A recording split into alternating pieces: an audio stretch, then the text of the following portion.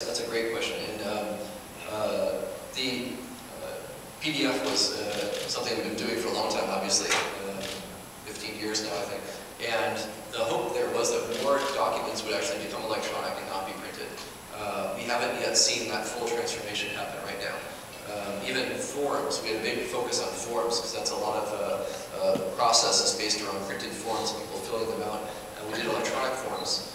And what we're finding is the workflow tends to break down because there's so many people involved in the paper process, and any one of them requires a piece of actual paper. It breaks down and you've printed it out again. And one example of that is people had been creating electronic forms with PDF, sending them to someone to fill them out, and there's interactive fields where you can type things in, you don't have to print it.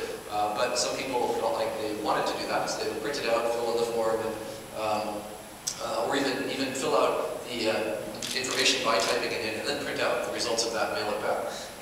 And so we've been trying to address each of those different kind of obstacles.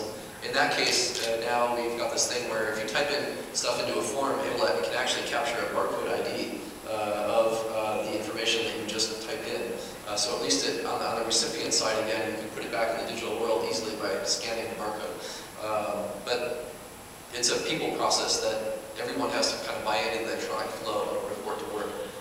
You know, we're working with the South African Revenue Department, Internal Revenue Service, basically in South Africa, and they're having a problem because they have so much paper that they're storing it in these concrete buildings, and it's actually stressing the concrete in the buildings. The paper is so heavy, and it keeps escalating because any activity related to a person's finances ends up photocopying these pieces of paper, sending it out and getting it back and keeping that and then copying it again.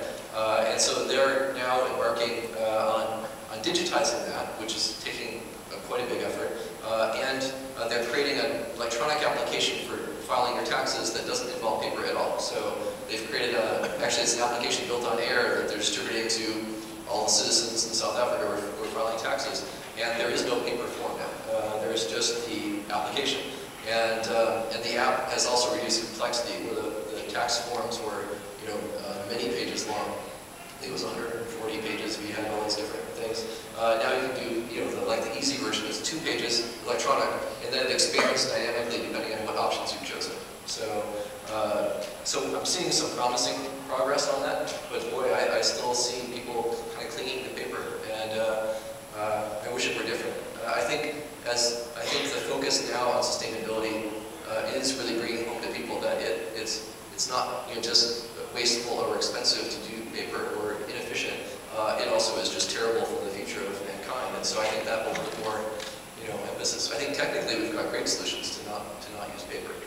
So, but the paperless office has not yet become a reality.